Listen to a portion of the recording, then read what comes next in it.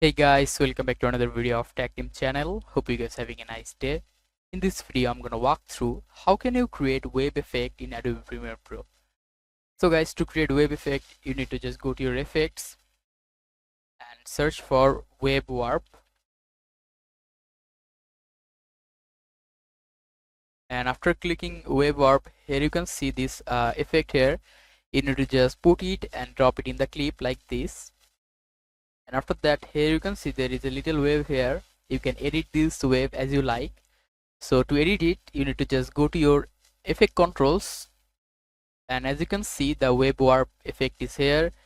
You can click the wave height and change it like this, any kind of change you want. You can change the wave width like this. You can also change the wave speed, how much fast will it be. Like if I give it 2, the wave will be fast like this. Just click on this high to get the best quality, and click on none and click on all edges to get rid of these black screens like this. Now see this, you can change this wave edit just like going here,